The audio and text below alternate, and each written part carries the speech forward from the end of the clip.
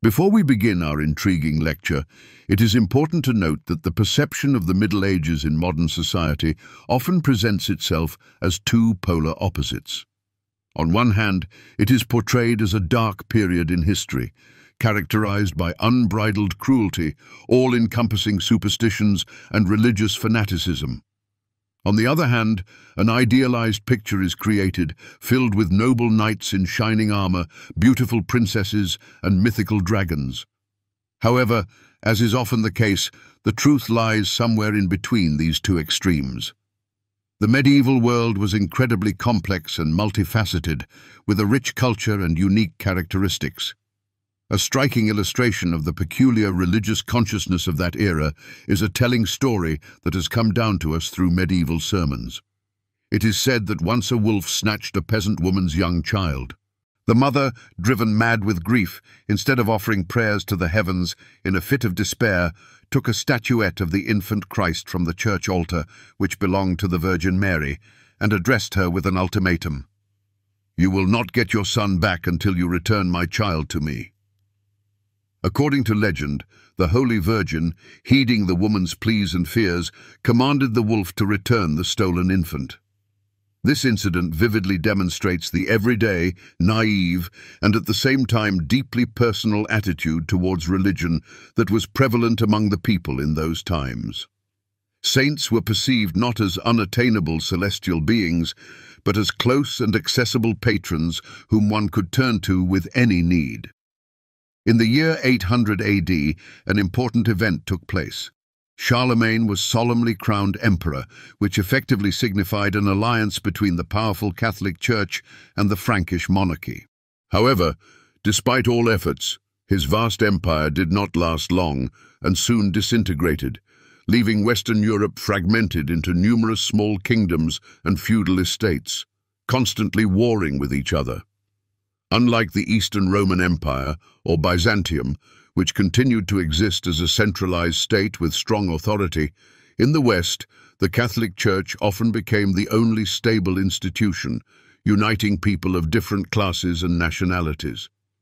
It is also worth mentioning Celtic Christianity, which became widespread in Ireland and Britain. It was distinguished by a number of features. For example, monks were allowed to marry, and monasteries became not only religious, but also important cultural centers where art, science, and education flourished.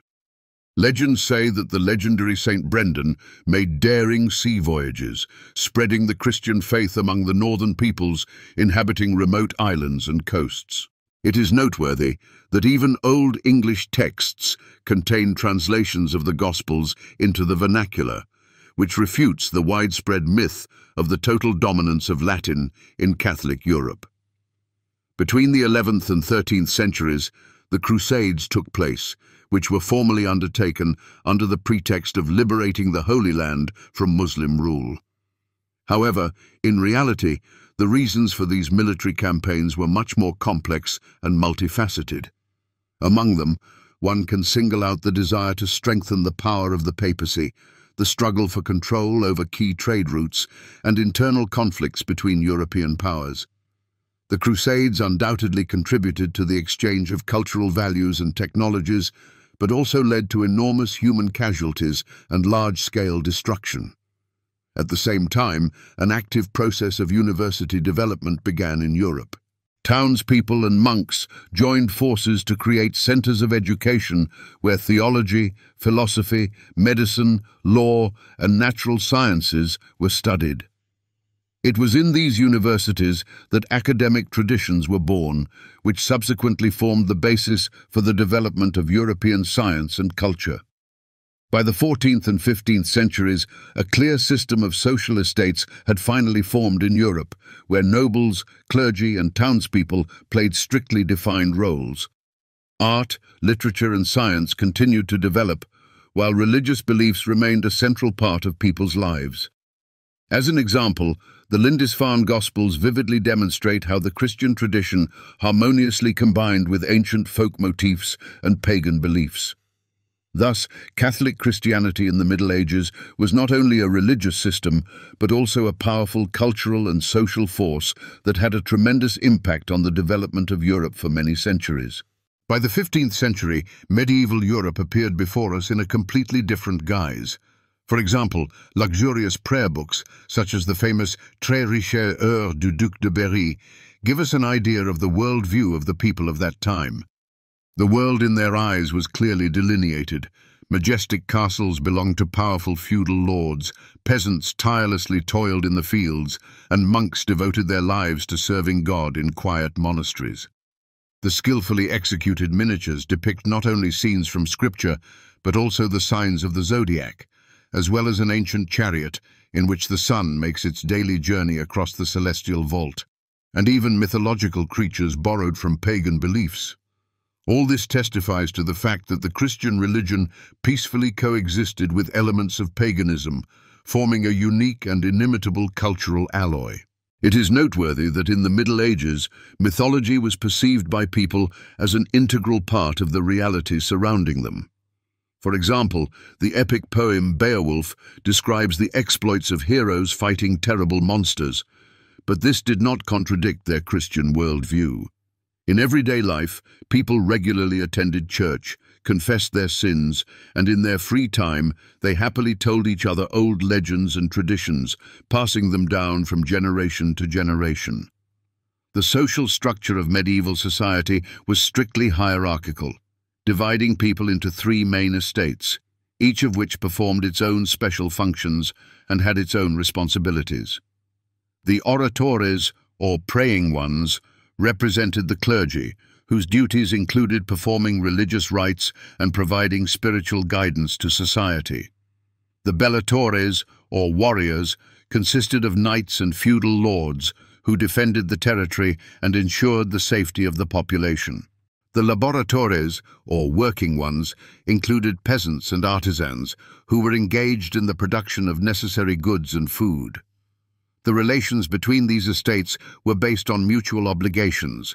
The peasant had to work on the land belonging to the feudal lord, but in return received protection from external enemies and internal bandits. In the event that the feudal lord did not fulfill his obligations to protect his subjects, he could face their discontent and even rebellion. These complex interrelationships formed the basis of feudalism, which was a key element of medieval society. The Catholic Church, in turn, had its own feudal hierarchy, in which each member was subordinate to the one above. At the top of this pyramid was the Roman Pope, who, according to doctrine, was subordinate only to God. Subordinate to him were cardinals, then archbishops, bishops, abbots, priests, and monks. A central place in the religious life of medieval Europe was occupied by monasteries, huge complexes of buildings and structures which in their structure resembled Roman villas. The inner courtyard of the monastery, the cloister, served as a place of solitude, reflection, and prayer, and around it were located residential and economic buildings necessary to support the life of the monastic community. Monasteries were not only religious, but also important cultural centers where ancient manuscripts were preserved, agricultural experiments were conducted, and handicrafts were created. It was in the monasteries that new varieties of wines, cheeses, medicinal tinctures, and other products were developed. It is not surprising that many famous European products bear names associated with monks and monasteries. People entered monasteries not only for religious convictions. For representatives of the aristocracy, it was a way to provide their family with an influential representative in the church hierarchy, a bishop or even a cardinal. Sometimes a monastery became a refuge for women rejected by their husbands, or for scholars who needed access to books and the opportunity to engage in science without fear of persecution. In the late Middle Ages, the Catholic Church underwent a number of important reforms, especially after the reign of Pope Gregory VII. His Dictatus Papae enshrined the supremacy of papal power and subjected the Church to a rigid hierarchy, which significantly strengthened the influence of Rome on the religious life of Europe. These reforms changed the face of the Catholic world and prepared it for subsequent eras. Thus, medieval Christianity was not something frozen and immutable. It constantly evolved, adapting to changes in society and culture. But how did the Roman popes come to exclusive power? A key moment in history was the Great Schism of 1054, when the Christian world finally split into Catholics and Orthodox. Prior to this event, the Roman Pope had competitors in the form of Eastern patriarchs, but after the schism, their influence in the West practically disappeared. The territory of the Catholic world, marked on the map of the 11th century, has largely retained its borders to this day. Southern Italy, then inhabited by Greeks, became Catholic, and Hungary also defined itself as a Catholic territory. The border between Latin and Greek Christianity became the basis of modern cultural and political divisions, including the borders of the European Union. Disagreements between Rome and Constantinople had existed for a long time. The Pope of Rome and the Patriarch of Constantinople competed for leadership in the Christian world, arguing about doctrinal issues and rituals. In the year 1054, the ambassador of Pope Leo IX and Patriarch Michael Cerularius mutually excommunicated each other from the Church, which became the formal beginning of the schism. In practice, Christians of both traditions continued to communicate and interact, but formally, from that moment on, they ceased to perceive each other as a single church. This split was definitively sealed in the year 1204, when the Crusaders captured and pillaged Constantinople, causing irreparable damage to the city and its inhabitants. For half a century, the city was under the rule of Catholics, until the Greeks managed to reclaim it.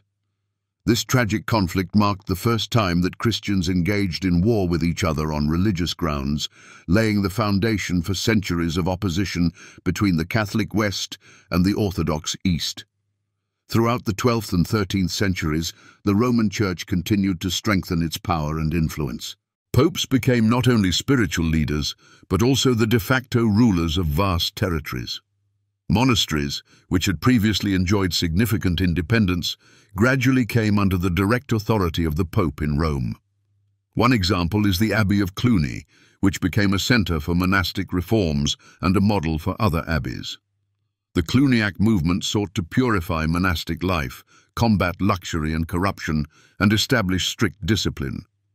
Pope Gregory VII, author of the famous Dictatus Papae, launched sweeping reforms aimed at establishing spiritual authority over the secular. He firmly declared that the Pope of Rome stood above kings and emperors, and his power extended to all spheres of society. One of the most striking episodes of this struggle was the 11th century clash between the Pope and the Holy Roman Emperor, Henry IV. The Pope excommunicated Henry, which at that time effectively meant depriving him of his power and turning him into an outcast, unable to govern his empire. Forced to submit to the Pope's will, the emperor went to Canossa Castle, where, barefoot and dressed in sackcloth, he begged forgiveness from Gregory VII for 3 days. This humiliating episode became a symbol of the papacy's temporary victory over imperial power. Another important aspect of Gregory VII's reforms was the fight against corruption within the Church, primarily against the practice of simony, that is, the sale of church offices for money, and the rejection of celibacy, that is, the vow of abstinence from marriage for clergy. Previously, many priests lived in unofficial marriages, which did not cause much condemnation in society.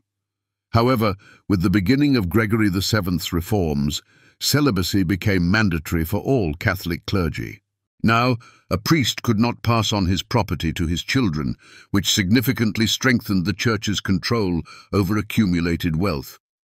Marriage law also underwent serious reform. Previously, marriages were concluded based on traditions and agreements between families without the involvement of the Church. With the introduction of canonical norms, marriage came to be considered indissoluble, and divorce became virtually impossible.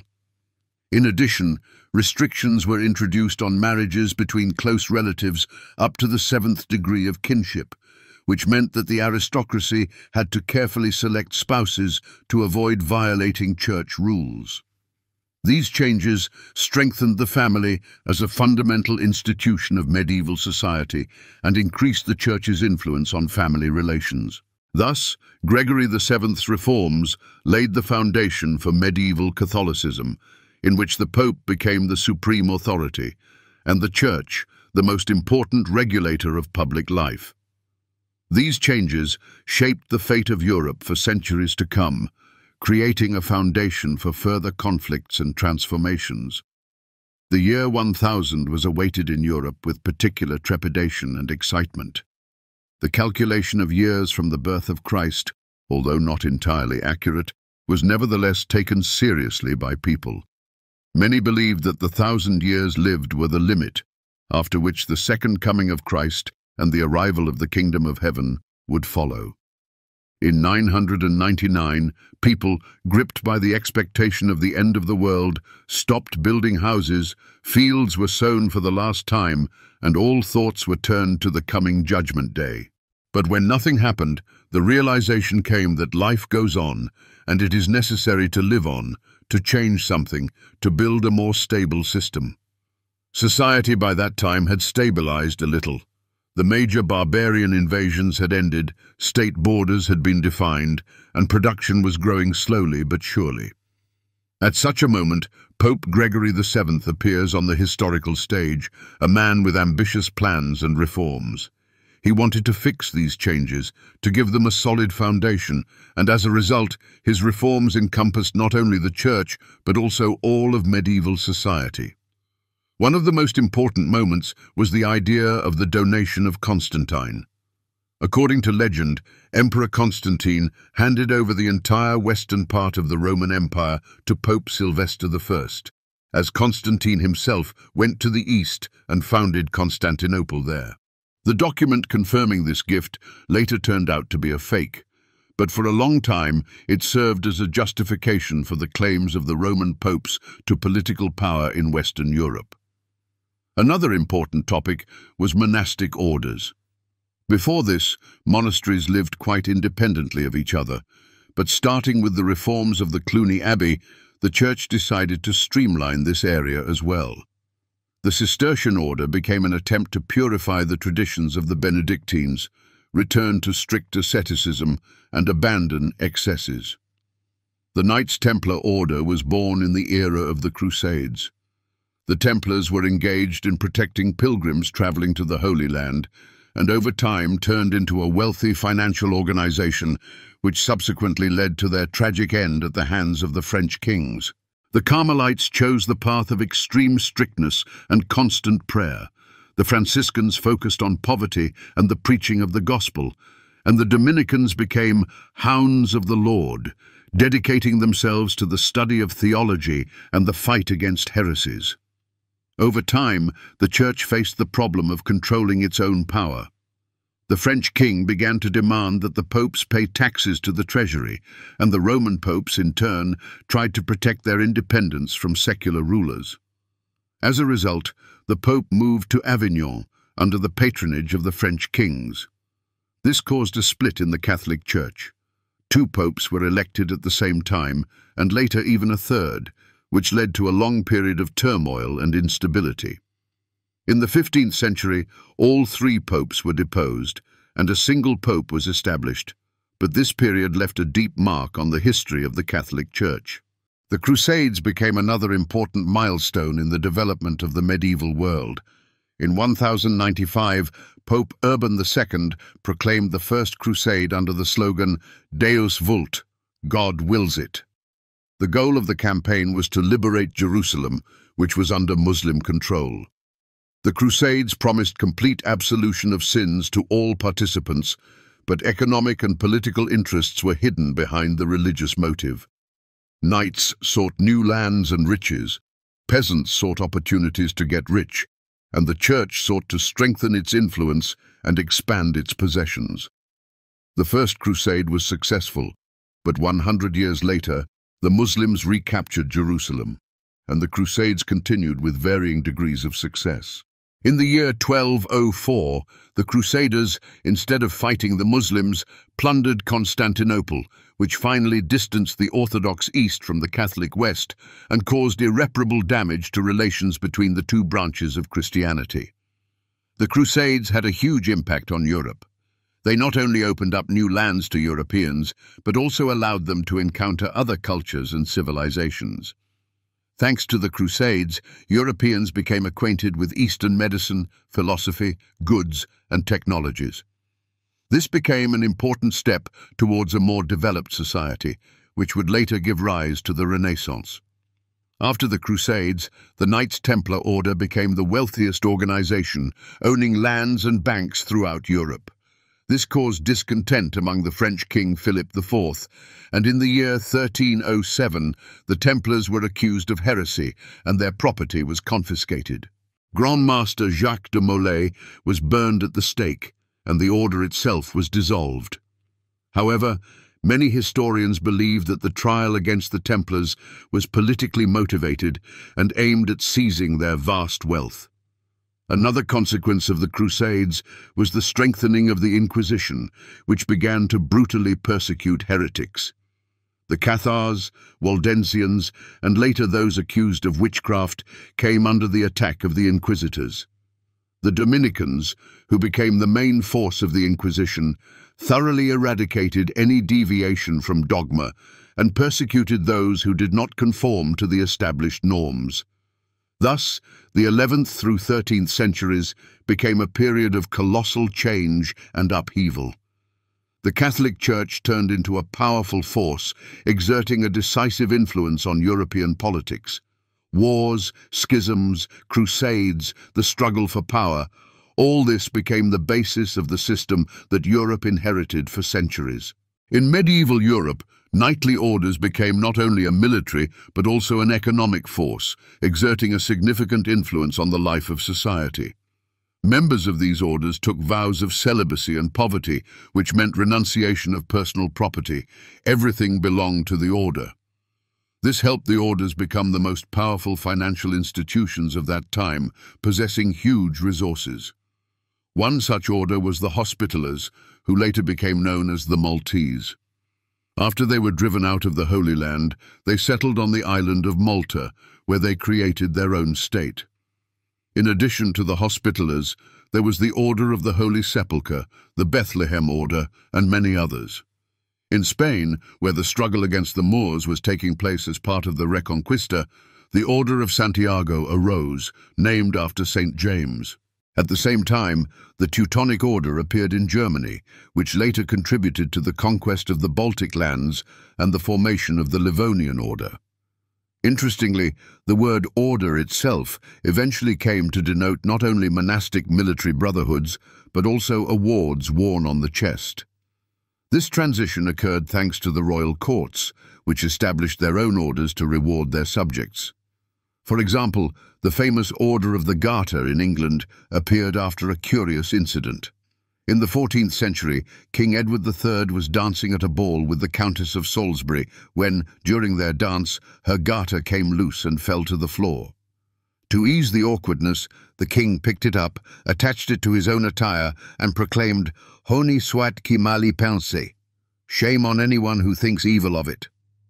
Thus, one of the most esteemed orders of chivalry in Britain was established, becoming a symbol of the English monarchy. Besides the chivalric orders, the Middle Ages saw the rise of the Inquisition, which became a tool for combating heresy and dissent. It emerged not only in connection with the Crusades, but also as a response to the spread of heretical teachings that threatened the unity of the Catholic Church. In the 13th century, the Malleus Maleficarum, or Hammer of Witches, became the official handbook for inquisitors, a text that reflected a harsh patriarchal attitude toward women and heretics and served as justification for the persecution and torture of those suspected of witchcraft. During the Crusades, Europeans encountered various Eastern teachings and philosophical currents that significantly influenced European culture and religious thought. These ideas spread throughout Europe, giving rise to new heresies and religious movements. The most well-known of these was the heresy of the Cathars, or Albigensians, who rejected the church hierarchy, condemned wealth and luxury, and called for asceticism and a simple life. Their influence was so great that a crusade was organized against them, which led to the defeat of the Albigensians and the destruction of their fortresses, notably Carcassonne, which still stands today as an important historical monument and a witness to those tragic events.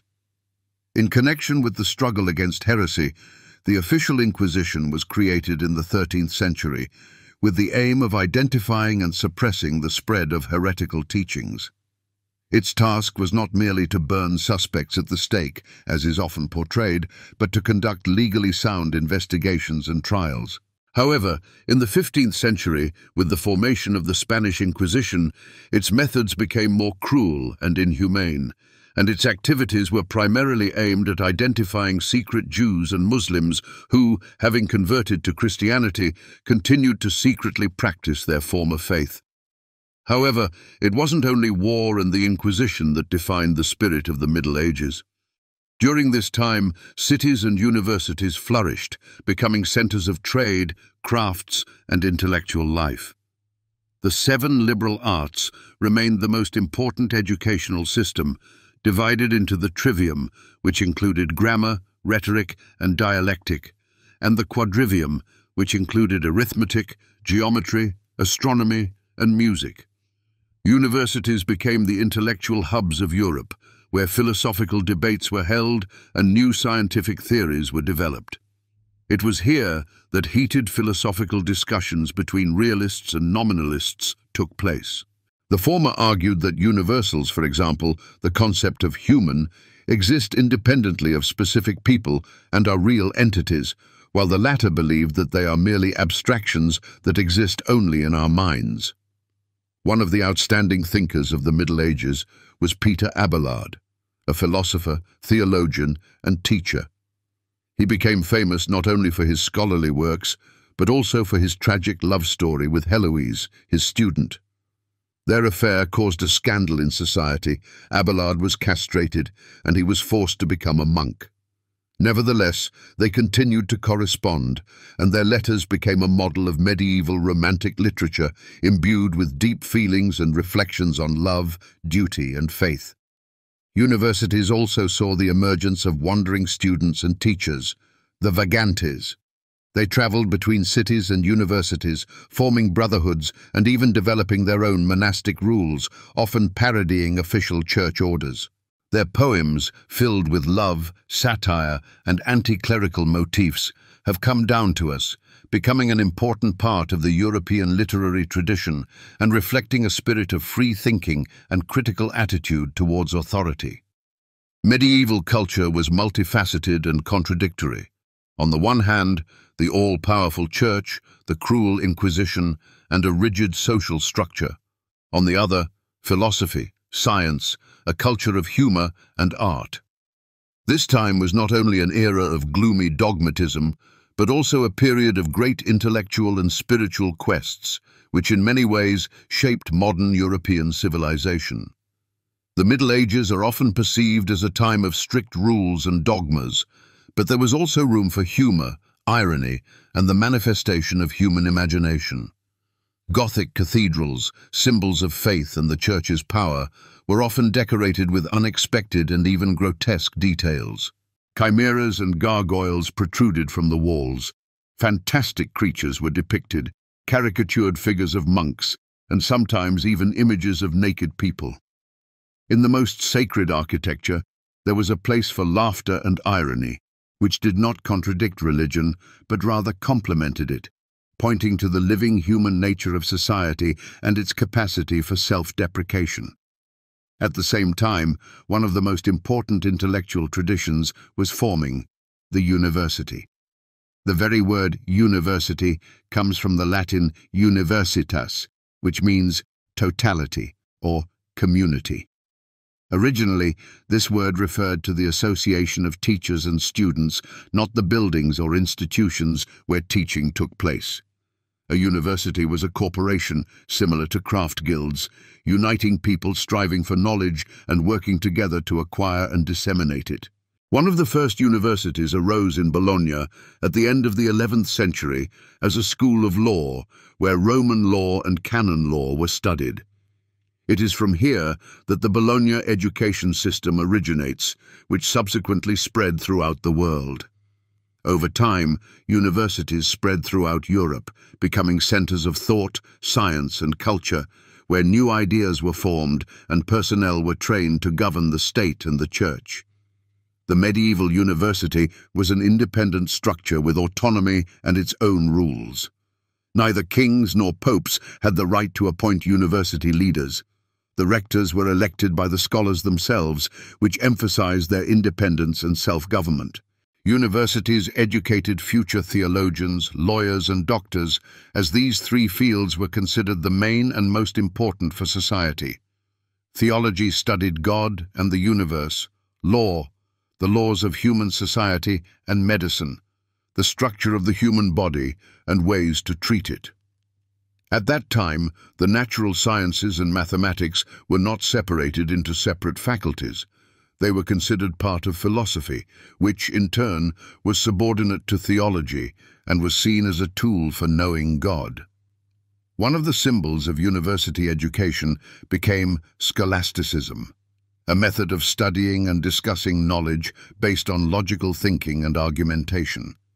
It involved rigorous discussions, debates, analysis of texts, and the search for logical contradictions. Universities became arenas for intellectual battles, where nominalists and realists clashed, discussing the nature of universals, and theologians argued about the essence of God, predestination, and human free will. Medieval science was built on authorities, primarily Aristotle, whose works were translated into Latin and became the basis for many scientific disciplines. However, even Aristotle's ideas were subjected to critical analysis and reinterpretation, which contributed to the development of scientific thinking. Universities formed a unique student culture, with students uniting in regional associations called nationes, which in the future gave rise to the concept of nation as a cultural and linguistic community. Student life was filled not only with studies, but also with festivals, songs, sometimes quite daring and mocking. The vagantes, wandering poets and scholars who composed satirical poems ridiculing authority, religious dogmas, and human vices, stood out in particular. In their songs, the university environment appeared as a place of freedom and free thought, a kind of world within a world where one could openly express one's thoughts and feelings. The development of universities meant that medieval society began to outgrow itself, going beyond the strict religious dogmas and social constraints. Faith still remained a central element of life, but the world was no longer so unambiguous and understandable. Questions became more important than answers, and knowledge began to become a value in itself, regardless of its practical application. All of this inevitably led to changes and transformations in medieval society, creating the preconditions for the Renaissance and the Reformation. We've talked about the Catholic Church in the Middle Ages, and now it's logical to move on to Protestantism, which became one of the most important factors that determined the further history of Europe. It is important to note right away that it is impossible to cover all aspects of this topic in a single lecture, so we will only consider the main points and key events. The Protestant Reformation began at the beginning of the 16th century, becoming one of the most significant events in the history of Christianity and Europe. It is traditionally dated to 1517, when Martin Luther published his 95 Theses, criticizing the practice of selling indulgences, that is, the remission of sins for money. However, thoughts about the need to reform the Church appeared long before Luther. Already in the 14th and 15th centuries, voices were heard condemning the luxury and abuses of the clergy, as well as calling for a return to the original purity of the Christian faith. For example, Jan Hus in Bohemia advocated similar ideas a century before Luther, but was declared a heretic and executed.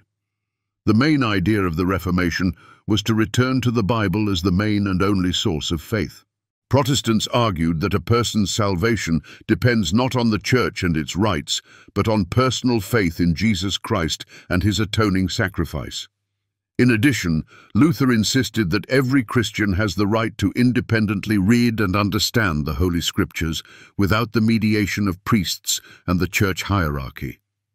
This led to an important consequence: translations of the Bible into national languages. Previously accessible only in Latin, it could now be read and understood by any literate person, regardless of their social standing or education. The Reformation rapidly spread across Europe, yet it took on different forms in various countries and regions. In Germany, Martin Luther himself spearheaded the movement, while in France and Switzerland, John Calvin emerged as a key figure, developing his own doctrine and establishing his church.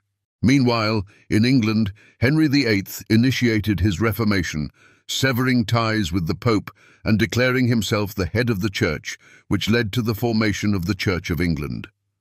Though these Protestant movements varied in their details and nuances of doctrine, they were united by a critique of the Catholic hierarchy, a rejection of many rituals and sacraments, and a yearning for a more direct relationship with God, based on faith and personal Bible reading. The Reformation had a profound impact not only on religion, but also on society, politics, and economics. Notably, it is linked to the growth of capitalism and the shaping of the modern economic system. Max Weber, in his seminal work, The Protestant Ethic and the Spirit of Capitalism, argued that Protestant values like diligence, austerity, honesty, and responsibility helped forge a new kind of economic behavior and entrepreneurship, thereby playing a crucial role in the rise of capitalism. Moreover, it contributed to the strengthening of national states and the consolidation of their sovereignty, as many rulers supported the Reformation to diminish the influence of the Pope and bring ecclesiastical institutions under their control. It is essential to acknowledge that not all consequences of the Reformation were exclusively positive or beneficial for Europe. The religious wars of the 16th and 17th centuries, such as the 30 Years' War, inflicted immense devastation on Europe and led to the deaths of millions. However, in the long run, the Reformation fostered the advancement of education, freedom of conscience, religious tolerance, and the shaping of modern Europe with its principles of democracy and human rights. The Reformation stands as a significant chapter in the history of Christianity, leading to the emergence of Protestantism, which represents a broad movement aimed at reforming the Catholic Church and returning to the initial tenets of Christian faith. In contrast to the Catholic tradition, Protestants asserted that every Christian could independently read the Bible in their native language, interpret it, and establish religious communities without the need for papal authority or a church hierarchy. One of the pivotal figures in Protestant thought and one of the most influential theologians in Christian history was John Calvin, a Frenchman by birth who hailed from Picardy.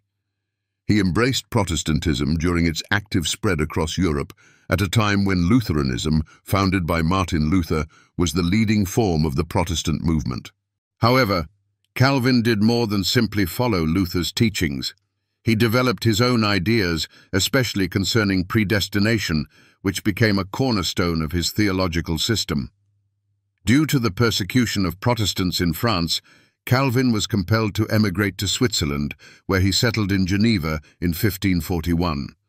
It was there that he created his magnum opus, Institutes of the Christian Religion, which became a systematic exposition of his theological views and established a rigorous Protestant discipline based on his religious convictions. The Geneva City Council granted Calvin almost unlimited power, enabling him to put his ideas into practice and transform the city into a model Calvinist society. Geneva was characterized by strict regulation of life, with luxurious items like mirrors and buttons prohibited, and the behavior of citizens subjected to stringent scrutiny by church authorities. The central difference between Calvinism and Lutheranism lies in the doctrine of predestination. Calvin asserted that God had predetermined, even before the creation of the world, who would be saved and who would be damned, and that human actions and merits could not alter this decision. Individuals cannot influence this decision, but those predestined for salvation will naturally embrace the true faith and live righteously, adhering to God's commandments. This fostered a rigid social hierarchy in which the expression of individuality was perceived as a threat to the religious order and the stability of society. By 1560, Calvinism had become the official religion of Scotland and later the Netherlands, contributing to their economic and cultural rise. Unlike Germany, where Protestantism existed primarily in the form of Lutheranism, Calvinism exerted a strong influence on the economic development of Europe. This was particularly evident in the Netherlands, where the Protestant ethic, based on diligence, thrift, and honesty, fostered the growth of trade and industry, transforming the country into one of the wealthiest and most prosperous in the world. In addition to Calvinists, the 16th century saw more radical currents of Protestantism, such as the Anabaptists, who rejected infant baptism and advocated for conscious acceptance of faith. They believed that baptism should only be administered consciously in adulthood, and therefore rebaptized people who had been baptized as children, which earned them the name Anabaptists, meaning rebaptizers. In 1534, an Anabaptist commune emerged in the German city of Münster, where communal ownership of property, strict religious discipline, and even polygamy were introduced. This provoked discontent from both Catholics and Protestants, and the combined forces of both sides crushed the commune, executing its leaders and brutally suppressing the rebellion. France, despite its Catholic tradition, also experienced the influence of Protestantism. The Huguenot movement, composed of French Calvinists, emerged there, quickly spreading across the country and attracting many adherents, especially among the aristocracy and the urban population. This led to protracted religious wars that lasted over 30 years and were marked by cruelty and violence on both sides. The culmination of these wars was the St. Bartholomew's Day massacre in 1572, when Huguenots gathered for the wedding of Henry of Navarre were massacred en masse in Paris and other French cities. However, the Protestant movement did not disappear, and the Huguenots continued to fight for their rights and freedoms. In 1598, King Henry IV issued the Edict of Nantes, which granted Huguenots the right to freely practice their faith and guaranteed them certain political rights, marking a significant step toward religious tolerance in Europe. The Catholic Church, in response to the Reformation, launched the Counter-Reformation, aimed at strengthening the Catholic faith and combating Protestantism. The central event of the Counter-Reformation was the Council of Trent, which took place from 1545 to 1563 and revised Catholic dogmas, introduced strict discipline for the clergy, and established preliminary censorship of books to prevent the spread of Protestant ideas. One of the instruments of the Counter-Reformation was the Jesuit order, known for its political activity, educational endeavors, and effectiveness in combating Protestantism. England occupies a special place in the history of Protestantism, where the Reformation began not because of theological disagreements or religious convictions, but for political reasons and the king's personal motives. King Henry VIII broke with Rome and declared himself the head of the Church of England after the Pope refused to recognize his divorce from Catherine of Aragon, which he needed to remarry and secure the succession to the throne. In 1534, the Act of Supremacy was passed, proclaiming the king the supreme head of the Church of England, which meant separating the English Church from Rome and subordinating it to the English monarch. Over time, Anglicanism acquired features of both Catholicism, retaining many rites and traditions, and Protestantism, adopting some Protestant dogmas, making it a unique form of Christianity that occupies an intermediate position between Catholicism and Protestantism. Thus, the Reformation had a profound impact on Europe, leading to religious and social division, changing political boundaries and even economic systems, contributing to the development of capitalism and the formation of modern national states. The Protestant ethic became the basis for the development of capitalism, and the struggle between Catholics and Protestants determined the fate of many countries for centuries to come, significantly influencing their political and cultural history. After the death of Edward VI, a series of dramatic events and political struggles for power began on the English throne. The young king was sickly and weak, and his role in governing the country largely remained symbolic, although he adhered to Protestant views. As an Anglican, he was nevertheless unable to significantly influence the religious situation in the country, where disputes and disagreements between various religious groups continued. After his death, a struggle for the throne began between his half-sister Mary Tudor, a fervent Catholic, and Protestant supporters, who feared the return of Catholicism to England. To avoid Mary's accession, it was decided to enthrone the young Lady Jane Grey, who was the great-granddaughter of Henry VII and raised in the Protestant faith. She was a tragic figure, a young Protestant who became a pawn in political intrigues and an instrument in the struggle for power. Her reign lasted only 9 days, after which Mary staged a rebellion, seized London, and secured her place on the throne, overthrowing Jane Grey and her supporters. Jane Grey was executed, and Mary went down in history as Bloody Mary for the brutal counter-reformation that accompanied her reign, characterized by public executions and the burning of heretics, meaning Protestants. Mary's attempts to restore Catholicism in England faced serious difficulties and resistance from various segments of society. First, it proved virtually impossible to reclaim the church lands that Henry VIII had confiscated and distributed among the aristocracy, as the feudal lords were unwilling to relinquish their property and lose their acquired privileges. Second, the English population had grown accustomed to the new religious order and was not eager to return to the authority of Rome or reinstate Catholic rites and traditions. As a result, Mary's reign was turbulent and marked by religious conflicts and repression. After her death, her sister Elizabeth I ascended to the throne and became one of the most renowned and successful rulers in English history.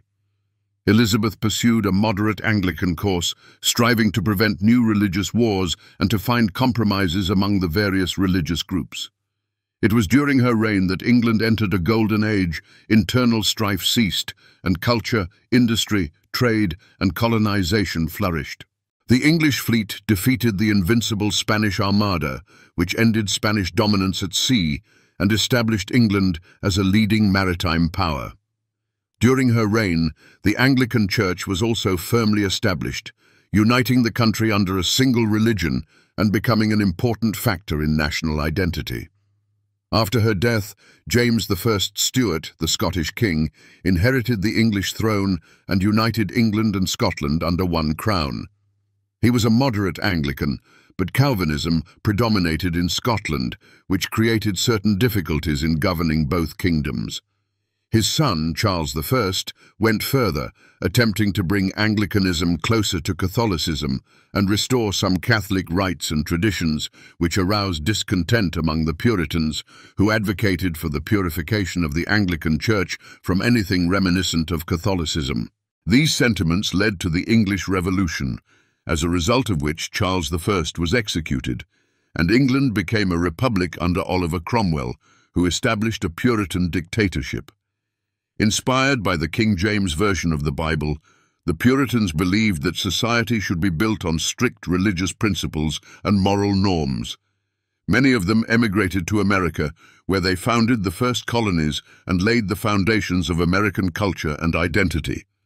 However, their rule in England did not last long, and by the end of the 17th century, a constitutional monarchy was established in the country, which exists to this day. The Reformation led to the formation of new religious movements, the spread of literacy, and a change in views on the role of the Church in society. Printing, invented by Johannes Gutenberg, played a huge role in popularizing the ideas of Protestantism and distributing the Bible in national languages. People began to study the Bible independently and interpret it, which gave impetus to the development of hermeneutics, the science of interpreting sacred texts, and contributed to the development of critical thinking and individual religiosity.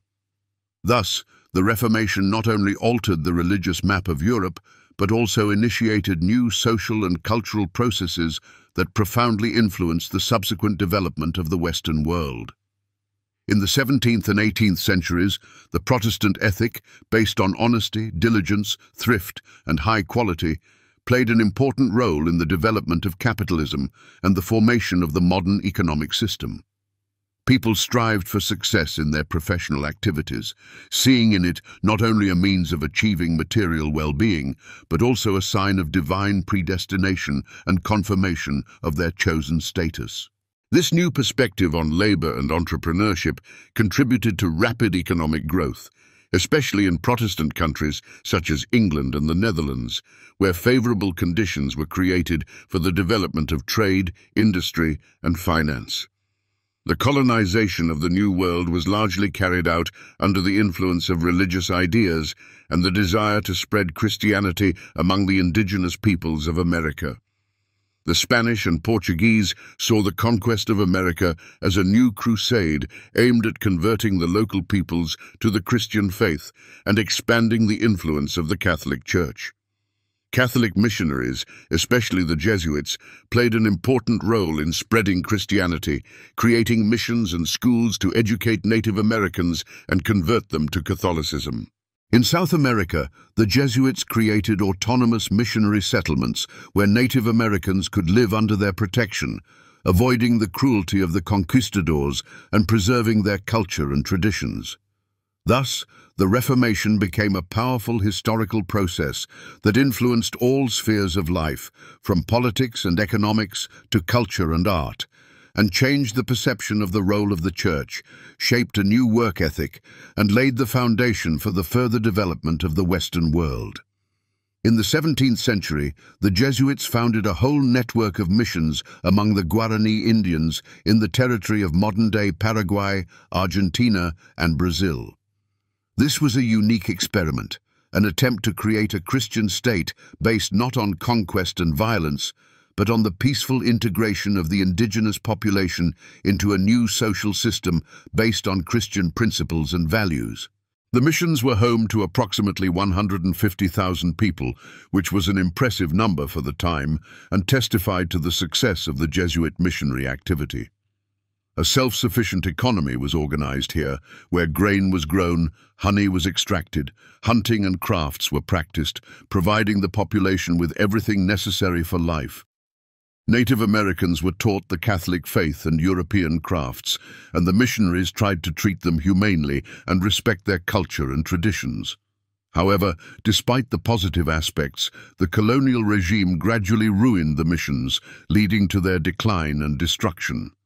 On the one hand, the planned economy, based on collective labor, proved ineffective, especially in tropical conditions where diseases were widespread and there was a shortage of qualified specialists. On the other hand, the Spanish authorities saw the Jesuits as too independent a force, threatening their power and interests. As a result, the missions were destroyed or fell into disrepair, and the Guarani Indians were forced to return to their former way of life, or submit to the authority of the colonizers. This episode illustrates the complex relationship between Christianity and colonization, as well as the contradictory consequences of missionary activity. On the one hand, religion became an instrument to protect the local population from the brutality of the colonizers, while on the other hand, it turned out to be inextricably linked to the colonial ambitions of European powers and was used to subjugate and exploit indigenous peoples. Unlike Spain, Portugal chose a different path of colonization, focusing on trade and the creation of small settlements on the coast. Being a small country with limited military resources, it focused on creating trading colonies and establishing control over sea routes. The Portuguese did not strive for direct military conquest of vast territories, but established factories, trading settlements, where they actively spread Christianity and traded with the local population. One of the most curious episodes related to the spread of Christianity is its penetration into Japan in the 16th century. Portuguese missionaries who arrived in the mid-16th century encountered a highly developed culture with its own religious traditions and philosophical teachings. Their preaching proved unexpectedly successful, and Christianity was embraced by several thousand Japanese, including feudal lords and peasants. Why was Christianity attractive to the Japanese? Perhaps the idea of the equality of all people before God and the forgiveness of sins contrasted with the traditional Japanese system based on rigid social hierarchies, strict discipline, and a culture of guilt. However, the spread of Christianity alarmed the rulers of Japan, who feared the influence of European powers and the undermining of the traditional foundations of society. Soon, Shogun Tokugawa, who unified the country and established the Edo shogunate, banned Christianity, expelled the missionaries, and began persecuting Japanese who had converted to the Christian faith. Japan effectively closed itself off from the outside world until the 19th century, and Christianity in the country became prohibited and was forced to go underground. This case demonstrates how religion could not only unite peoples and cultures, but also cause suspicion and hostility when it began to threaten the traditional foundations of society and the political stability of the state. Another important episode related to Christianity is the colonization of North America, which had a huge impact on the formation of American culture and identity. England entered the struggle for colonies in the New World late, but its approach differed from that of the Spanish and Portuguese. The first English colonists were Puritans, religious migrants who sought to create a society in America based on strict biblical principles and moral norms. They saw themselves as the new Israel, the people chosen by God, and the local Native Americans as Canaanites, who needed to be either converted to their faith or displaced from the lands they occupied. This became the basis of future American expansion to the West, leading to dramatic consequences for the indigenous peoples of America who lost their lands and culture.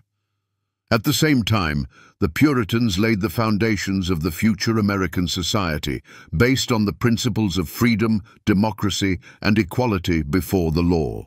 The ideas of equality before God, a work ethic, and individual responsibility became part of the national mentality of Americans and had a huge impact on the formation of their political and social institutions.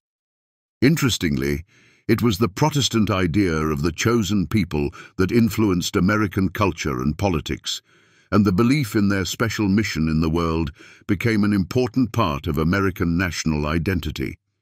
Even in the 20th century, American presidents often referred to this theme, speaking of America's mission in the world and its special responsibility for spreading democracy and freedom. Another crucial aspect linked to Christianity's impact on social thought is its contribution to shaping ideas about human rights. In the 16th century, German peasants, inspired by Protestant ideals and calls for freedom and equality, demanded the abolition of serfdom, citing the Bible and asserting that all people are equal before God and should not be the property of landowners. Later, this idea formed the basis of the United States Declaration of Independence, which proclaimed that all men are created equal and endowed with unalienable rights, including the right to life, liberty, and the pursuit of happiness.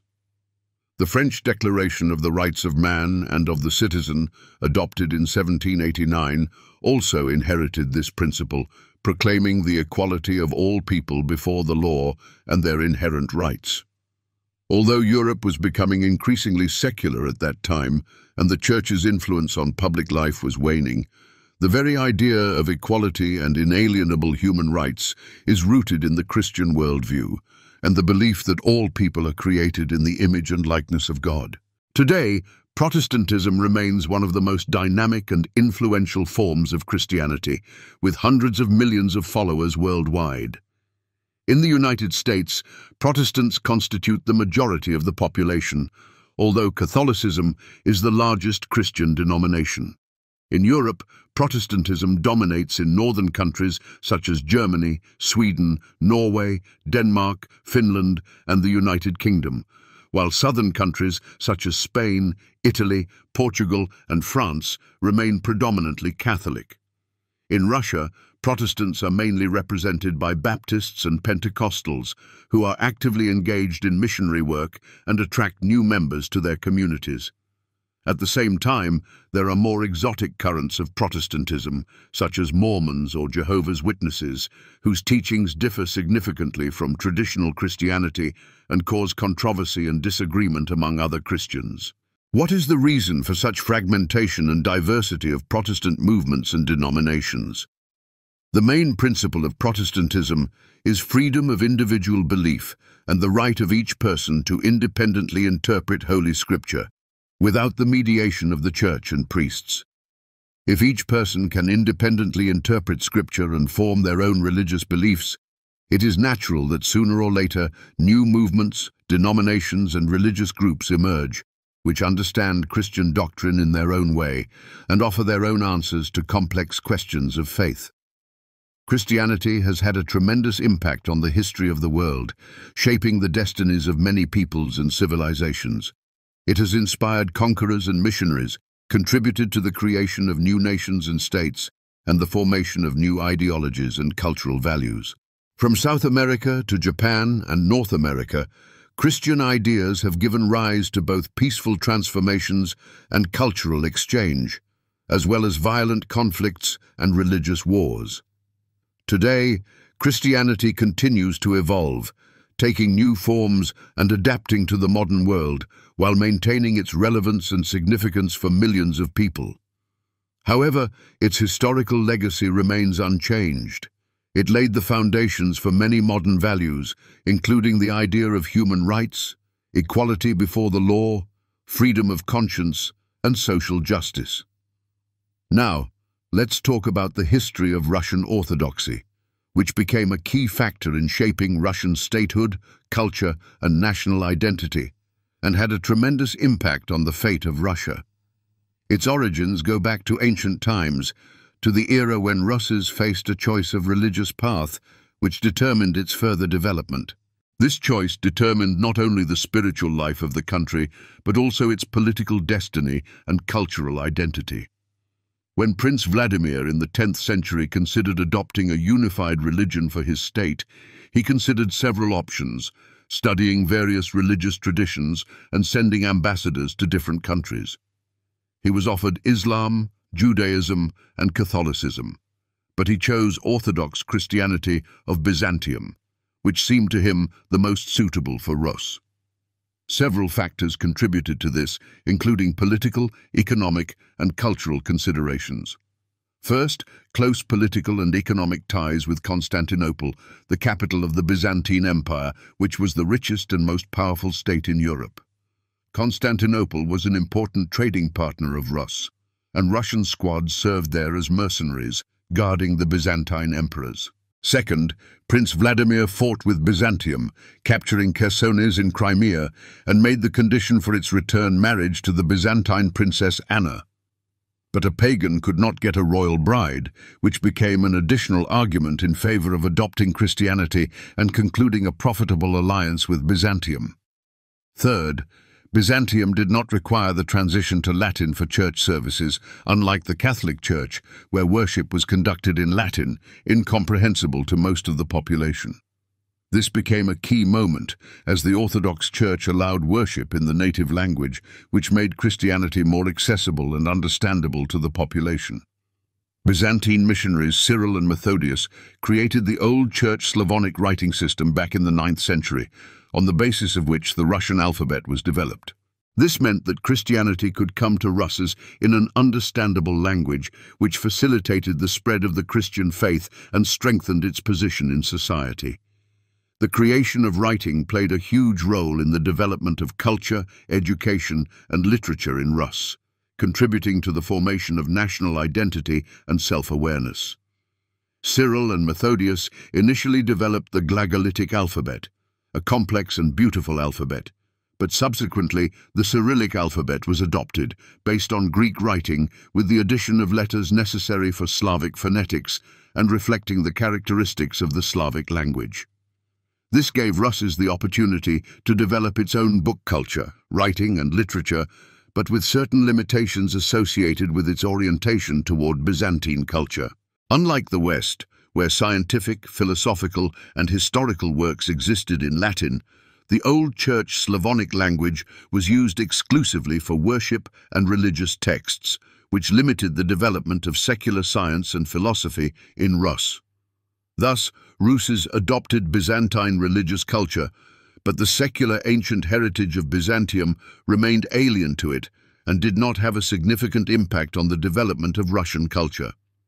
Byzantine influence manifested itself not only in language and writing, but also in architecture, art, and liturgical traditions. St. Sophia's Cathedral in Kiev, built shortly after the baptism of Rus, was a miniature copy of the famous Hagia Sophia in Constantinople and symbolized the continuity of Russian culture from Byzantine culture. Icon painting, mosaics, liturgical chants, and rituals, all of this was borrowed from the Greeks and adapted to local conditions, becoming an integral part of the Russian Orthodox tradition. However, with the fall of Byzantium in 1453 and the capture of Constantinople by the Ottoman Turks, Russian princes and church leaders began to see themselves as its spiritual heirs and defenders of the Orthodox faith. The concept of the Third Rome arose, formulated in the early 16th century by the elder Philotheus, according to which Moscow became the last stronghold of true Christianity and the spiritual center of the Orthodox world. The first Rome fell because of heresies, the second, Constantinople, fell because of betrayal of the faith and the invasion of infidels, and Moscow became the third Rome, which must preserve and defend the Orthodox faith until the end of time. This idea strengthened the sacralization of the power of the Russian Tsar, making him not only a secular, but also a spiritual leader, responsible for the fate of orthodoxy and the entire Christian world. However, orthodoxy in Rus did not remain monolithic and unchanged. It underwent changes and reforms that caused disputes and disagreements in society. In the 17th century, Patriarch Nikon carried out a reform aimed at bringing liturgical rites into line with Greek canons and correcting errors and inaccuracies in liturgical books. The order of the sign of the cross changed, the number of times Alleluia was pronounced, and some other elements that seemed insignificant but caused fierce resistance from some believers. Some believers refused to accept the innovations, which led to a schism in the Russian Orthodox Church and the emergence of the Old Believers, or Old Ritualists, who believed that they were the ones who preserved the true faith and traditions, and that the Reformed Church was no longer orthodoxy, but a departure from the true faith. Persecution by the state and the official church could not destroy the old belief, and it persists to this day, representing an important part of Russian religious culture. But even more radical changes awaited orthodoxy in the era of Peter I, who sought to modernize Russia and subordinate all spheres of life to state interests. Seeing the church as a threat to his power and a source of conservatism, he abolished the Patriarchate and established the Holy Synod, a body fully controlled by the state and managed by an Ober-Procurator appointed by the Tsar. This deprived the Church of its independence from the state, turning it into a part of the state system and an instrument for implementing political goals. If earlier there was a certain balance and mutual influence between secular and spiritual power, now the Church found itself completely subordinate to the Tsar and lost its independence. After the Revolution of 1917, a new stage began in the relations between the state and orthodoxy, marked by persecution, repression, and the destruction of church institutions. The Bolsheviks proclaimed atheism as the state ideology and began a struggle against religion, closing thousands of churches, arresting and repressing priests and believers. However, already in 1943, during the Great Patriotic War, Stalin changed his policy toward the Church, allowing the activities of the Russian Orthodox Church in exchange for supporting the government and taking a patriotic position in the fight against the enemy.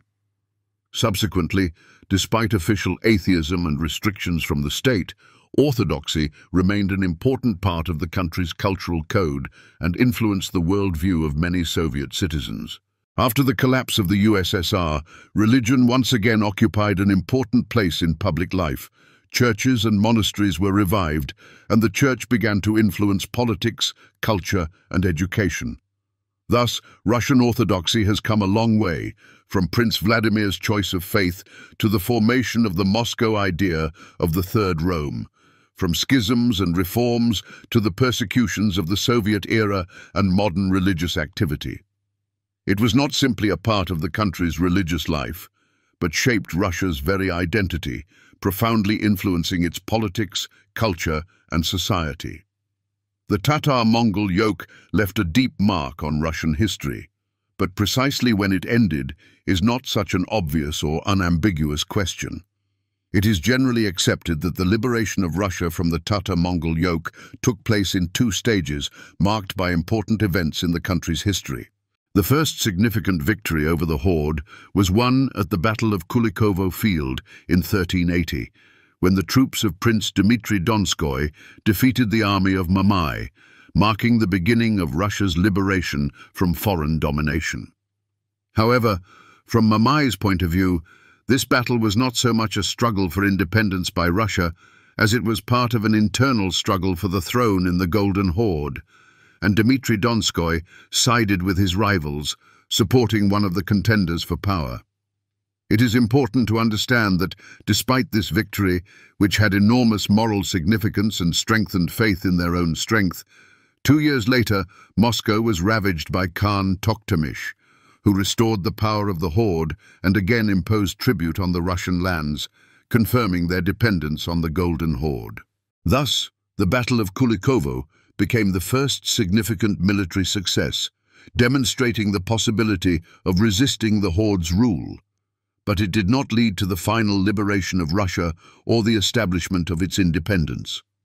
Only 100 years later, in 1480, the famous stand on the Ugra River took place, when Ivan III, Grand Prince of Moscow, refused to pay tribute to the horde, demonstrating the strength and independence of the Moscow Principality. Tatar troops tried to regain control of the Russian lands and restore the old order, but met organized resistance from the Russian army, which had grown stronger over the past century, did not dare to engage in battle, and left, retreating back to the steppes. This ended Mongol rule in Russia, and the Moscow Principality asserted its independence, becoming the center of the unification of the Russian lands and the foundation for the formation of the Russian state. During this period, 3 major centers of influence were forming in Eastern Europe, competing with each other for power and territory. In the north was the Novgorod Republic, an aristocratic trading state that has been compared to Venice and Genoa for its wealth, political system, and developed trade. Novgorod controlled the fur trade, traded with the Hanseatic League, and grew rich from the export of fur, wax, and other goods. However, its dependence on food supplies from other regions made its position vulnerable and dependent on external factors. The second center of power was the Grand Duchy of Lithuania, which expanded rapidly after the Mongol invasions, including the territories of modern Belarus, parts of Ukraine, and western Russia. Interestingly, the Lithuanians, unlike the Mongols, did not destroy cities and were tolerant of different religions, allowing the population to maintain their religion and culture.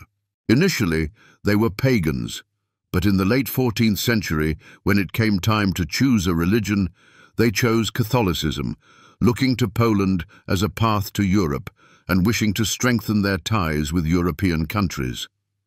In the 16th century, the Grand Duchy of Lithuania and Poland finally united into the Polish-Lithuanian Commonwealth, but the Lithuanian nobility gradually dissolved into Polish culture, adopting the Polish language, customs, and political institutions.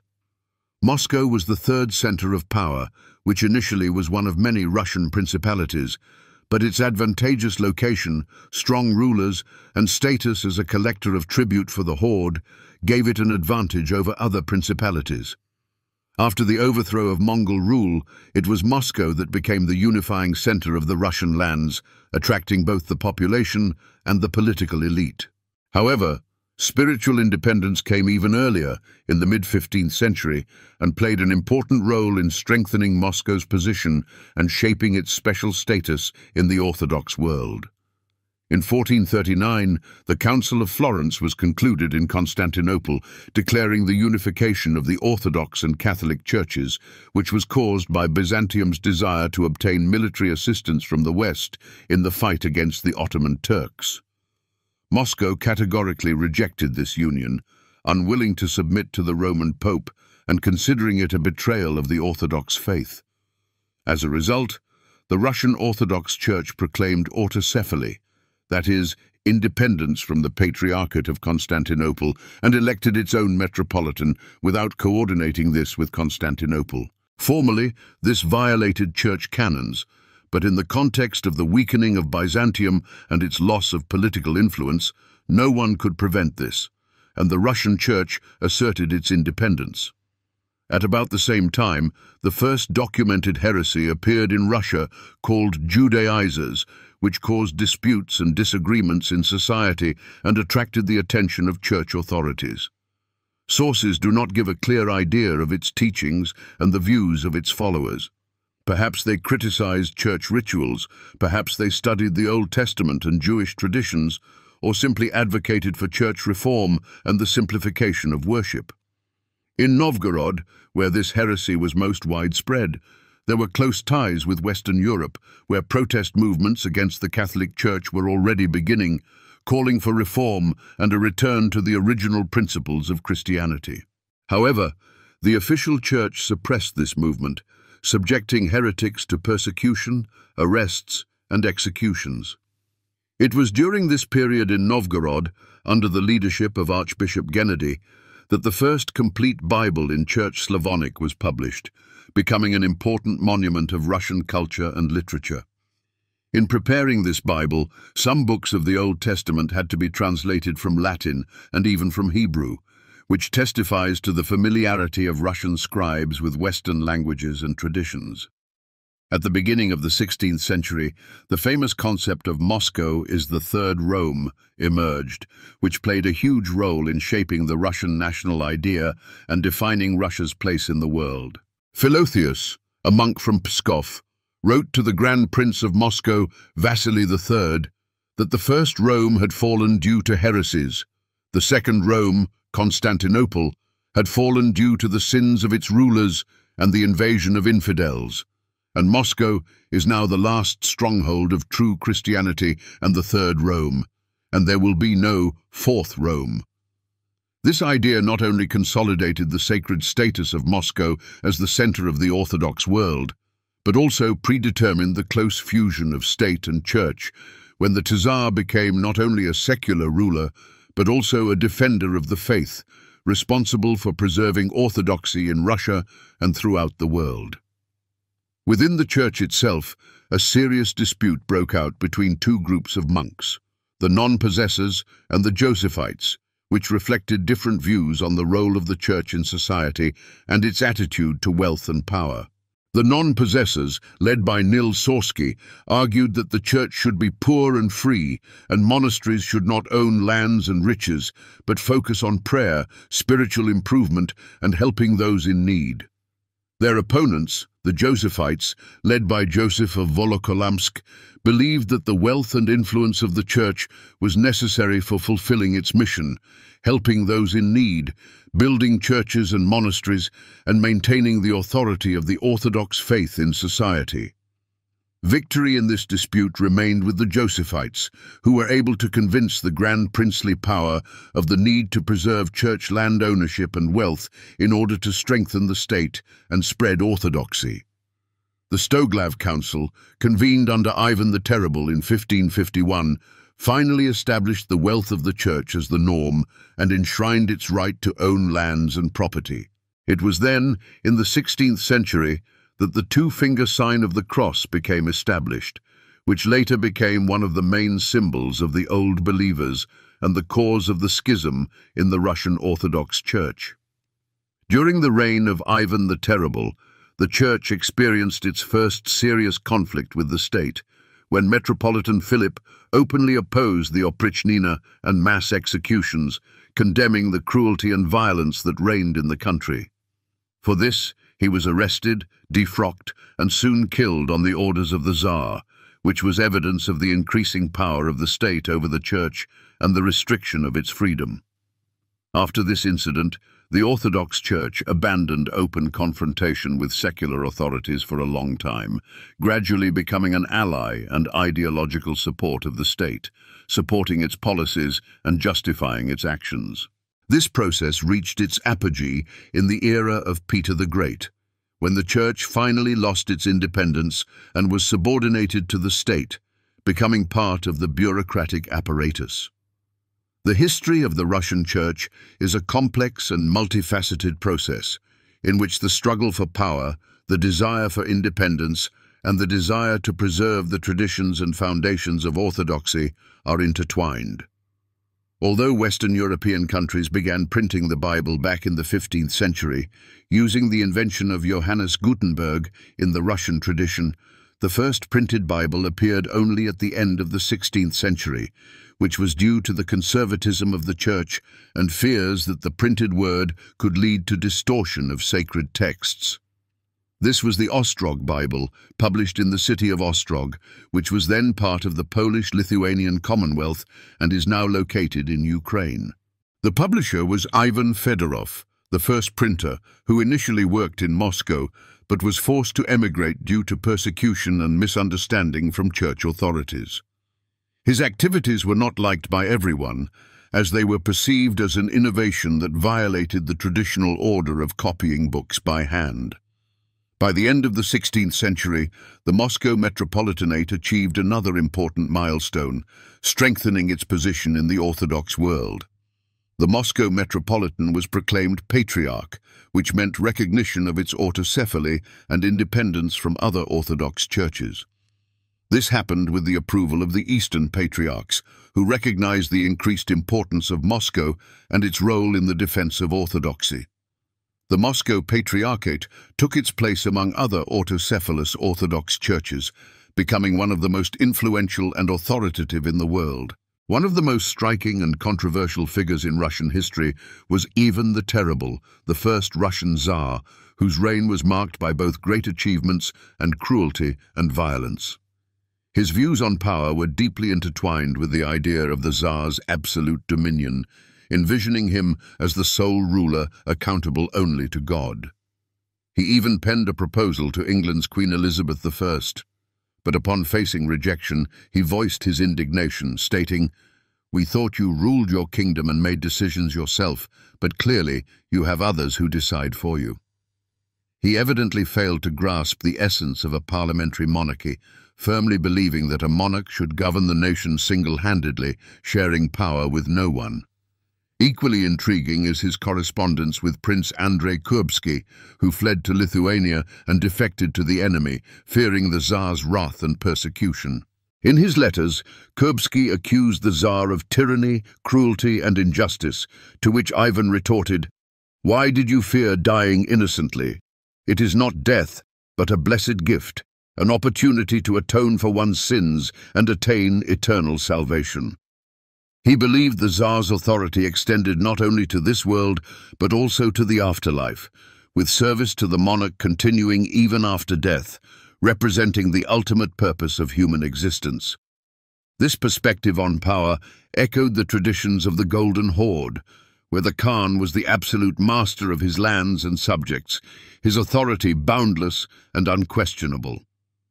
Following the time of troubles, a period marked by political instability and social upheaval, Russia embarked on an era of transformation and reform, aimed at strengthening the state and overcoming the consequences of the turmoil. Alexei Mikhailovich, a deeply devout Tsar, ascended to the throne, surrounding himself with pious individuals and seeking to rectify all errors and shortcomings within the Orthodox tradition and church life.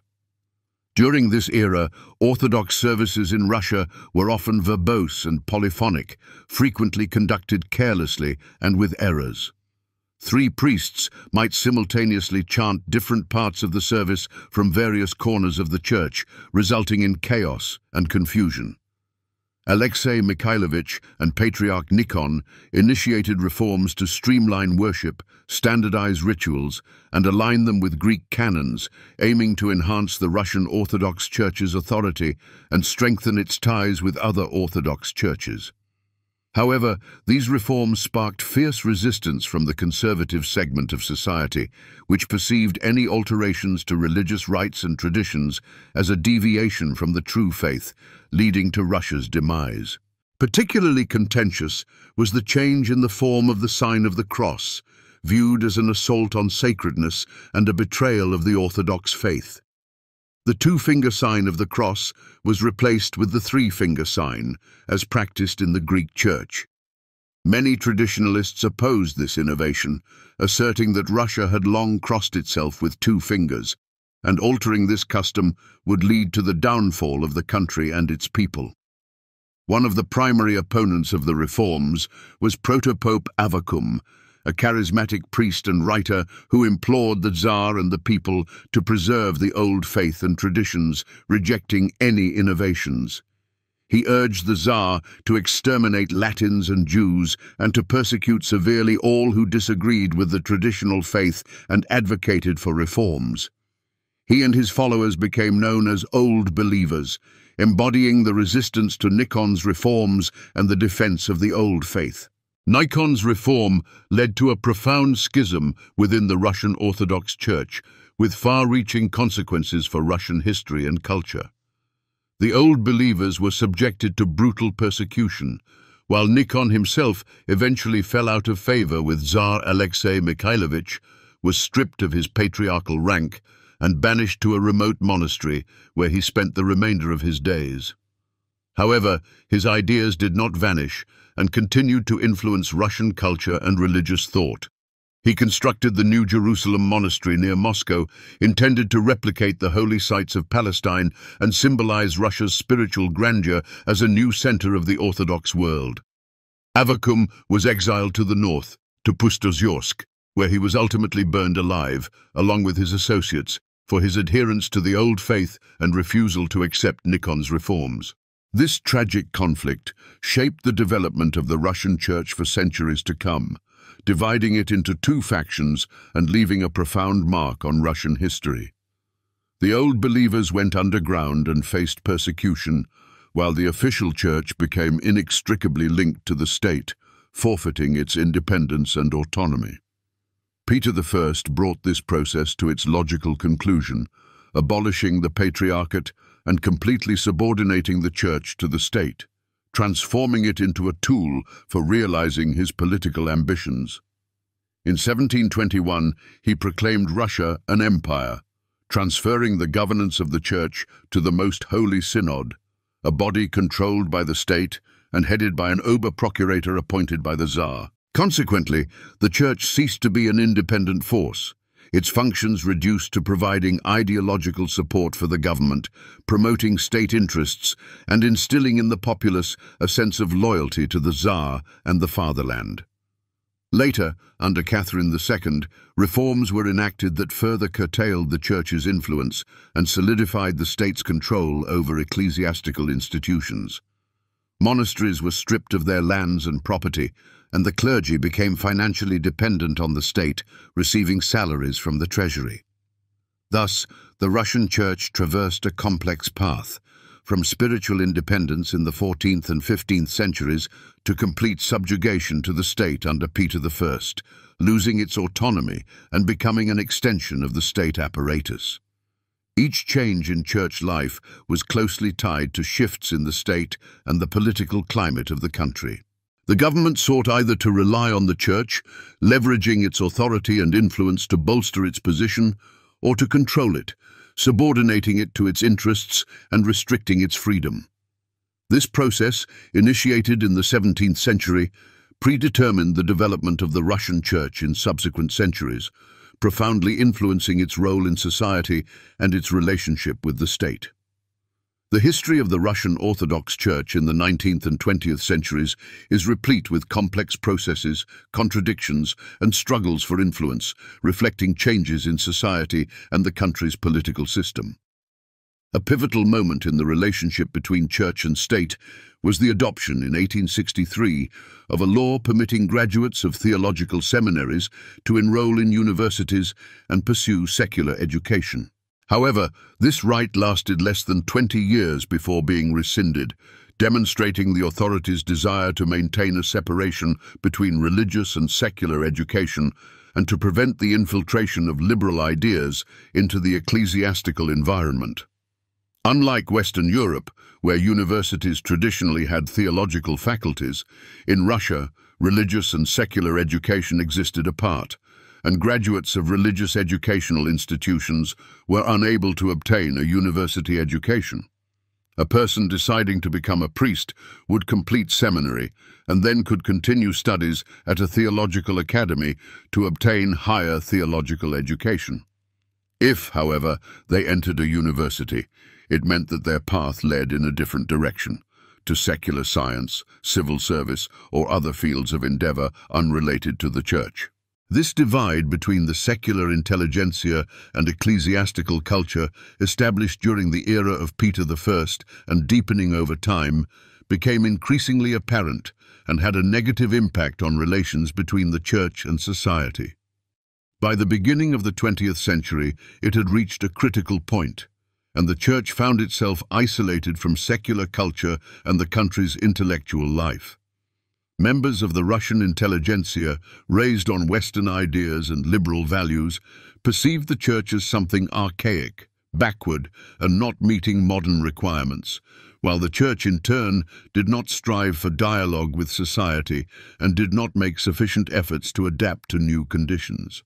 Philosophical circles emerged, such as God-seeking and God-building, whose participants attempted to find a connection between the great Russian culture of the 19th century and the Orthodox tradition, striving for a synthesis of religious and philosophical ideas and the creation of a new spiritual culture. However, time for this dialogue was running out, and a revolution was approaching, which was to fundamentally alter the position of the Church in Russian society. In 1905, a decree on religious tolerance was issued, proclaiming freedom of conscience and guaranteeing the right of every person to profess any religion or none at all. But in practice, this freedom was limited, and the state continued to favor orthodoxy, restricting the rights of other religious groups. For example, before 1905, converting from orthodoxy to another faith was punishable by criminal penalties, which limited freedom of religion and hindered the spread of other religions. The Old Believers, despite some relaxation of restrictions and the lifting of certain limitations, continued to face persecution and discrimination, and their rights were not fully restored. The situation changed dramatically after the February and October revolutions of 1917 and 1918, which led to the fall of the monarchy and the establishment of Soviet power. Initially, after the February Revolution, the Moscow Council convened, restoring the patriarchal authority abolished by Peter I and electing Patriarch Tikhon, a testament to the Church's desire to regain its independence and autonomy. A new parish charter was also adopted, in which the Church attempted to create an ideal image of Orthodox parish life, a small community of believers where everyone knows each other, participates in church life, provides assistance to those in need, and the priest knows each parishioner personally, serving as a spiritual mentor to all members of the community. However, this vision was based on 19th century notions and was detached from the realities of the time, and by 1918, amidst the civil war and devastation, it was no longer possible to realize it, as the country was in a state of chaos and anarchy. The revolution completely transformed the position of the Church, depriving it of privileges, property, and influence in society, and marking the beginning of a new era in the history of Russian Orthodoxy, characterized by persecution. It is believed that the Bolsheviks, consciously or not, borrowed elements of worldview and ideology from Orthodox Christianity, adapting them to the new political conditions and using them to consolidate their power and spread communist ideas. The idea of Moscow as the Third Rome, the center of true faith and salvation of humanity, was reflected in the concept of the Third International, which proclaimed that only communist ideology could lead humanity to a bright future, freeing it from exploitation and oppression. This messianic idea, be it the kingdom of heaven or communism, required a struggle against the old views and values, which were seen as an obstacle to a bright future. The Bolsheviks saw the church as an obstacle to building a new society, which had to be removed in order to free people from religious prejudice and direct their energy toward building communism. In 1918, the artist Boris Kustodiev created the painting The Bolshevik, in which a powerful figure of a revolutionary moves through the city, sweeping away all obstacles in its path, and before it stands a church, symbolizing the clash of two worlds and the inevitable victory of the new over the old. Soon, a mass campaign to seize church valuables began, which became a pretext for looting churches and monasteries and persecuting clergy. During the famine in the Volga region in the 20s, the authorities announced that the gold and silver from the churches would be used to help the starving and save people from death. However, in reality, most of the seized valuables went to the needs of the Bolshevik state, financing the revolution and strengthening the power of the communists. A total anti-religious campaign began, aimed at discrediting the church and eradicating religious beliefs in society. Schools introduced boards of shame on which the names of children who attended church on Easter or other religious holidays were posted, putting pressure on them and their families. By 1920, the Russian Orthodox Church was almost completely destroyed, deprived of property, influence, and freedom. Most of the bishops were either in prison, executed, or forced to emigrate from the country, fleeing persecution. The remaining ministers of the church experienced tremendous pressure from the authorities, who demanded loyalty and obedience from them. In this situation, Metropolitan Sergius Stragorodsky, temporarily acting as patriarch, made a statement in 1927 known as the Declaration, in which he expressed loyalty to the Soviet government and called on believers to recognize its legitimacy. "We want to be orthodox," he declared, "but at the same time we recognize the Soviet Union as our civil homeland and its joys and successes as our joys and successes." These words could be interpreted in two ways: as a recognition of the new state simply as a geographical territory and the need to obey its laws, or as an acceptance of the entire system, including repression, suppression of dissent, and persecution of the church. Already in exile, the Russian nun Maria Skobtsova, formerly a poet and artist, wrote an essay in which she predicted the future of the church under Soviet rule, foreseeing its subjugation to the state and loss of spiritual freedom. She believed that if the church gained external recognition and new personnel educated in the spirit of the Soviet system, it would soon begin to speak on behalf of the authorities, transferring their infallibility to itself and justifying their actions. Maria Skobtsova died in the Ravensbrück concentration camp in April of 1945, just a week before the arrival of the Americans and the liberation of the prisoners. Thus, the Russian Church went through a complex and tragic path in the 20th century, facing persecution, repression, and attempts at annihilation by the Soviet authorities. We have discussed the adoption of Christianity by Russia in the Byzantine version, possible alternatives, the development of the Church in the era of the Muscovite state, the reforms of Peter I, the Old Believer Schism, and finally, the situation on the eve of the October Revolution and in the early years of Soviet power. History moves in its own way, and we, looking back, try to explain why things turned out this way and not otherwise, analyzing the causes and consequences of certain events. In order for people to act together and achieve common goals, they need some unifying idea that would inspire them and give meaning to their actions. Today, there are many such ideas: nationalism, liberalism, patriotism, democracy, human rights, and others.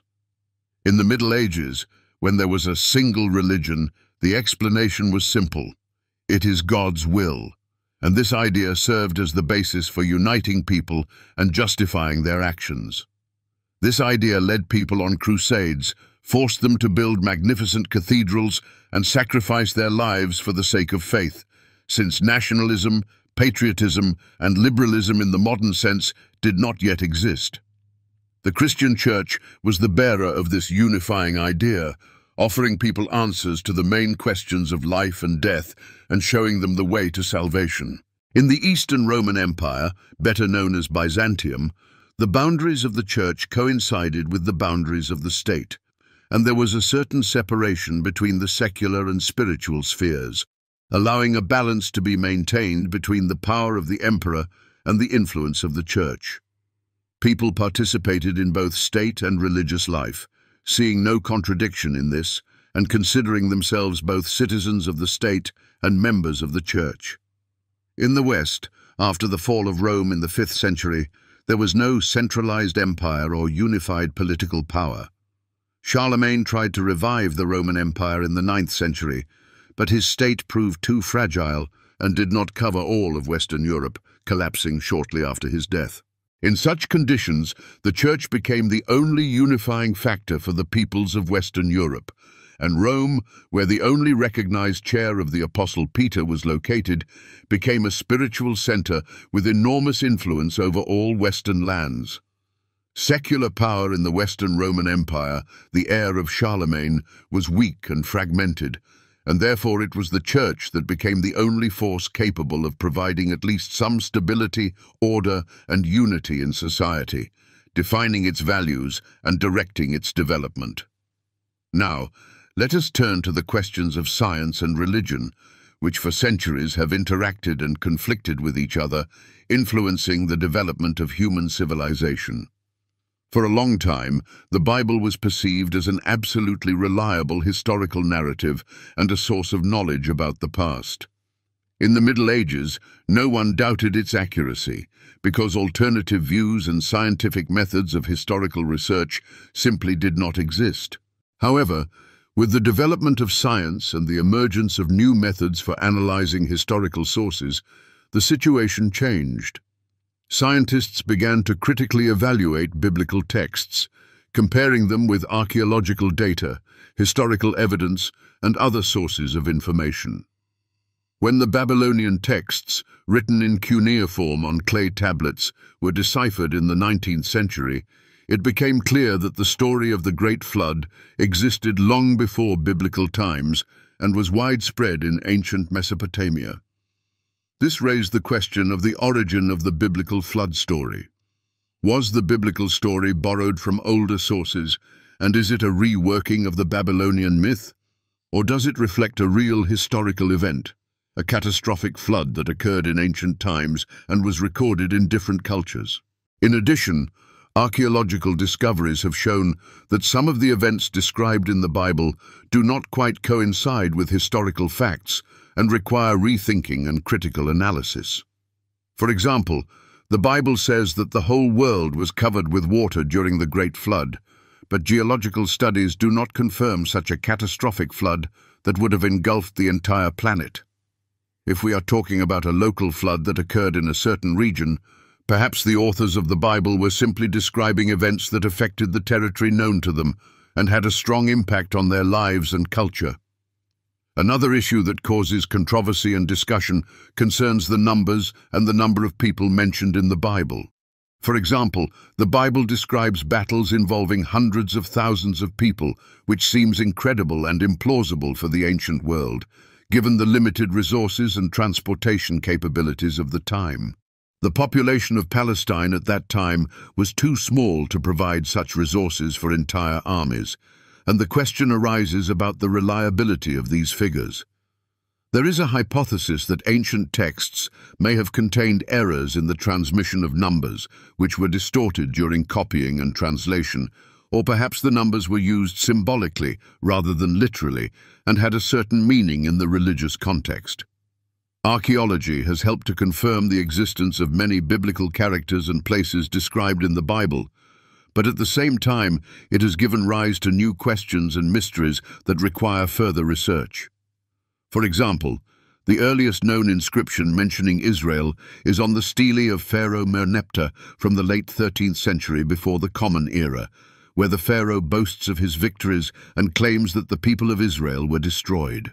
It says that the people of Israel were destroyed, which raises discussions among scholars about what to understand by this statement and how it relates to the biblical narrative. Some believe that by that time the Israelites were already in Canaan, and the pharaoh was simply exaggerating his successes.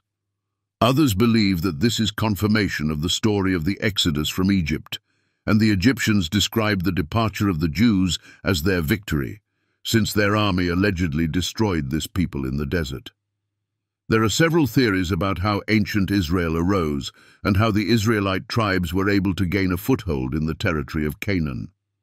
The German historian Martin Noth proposed the concept of an Amphictyony, according to which the Israelite tribes united around a common sanctuary and religious cult, similar to the Greek cities associated with the Delphic oracle, which contributed to their cohesion and strengthening.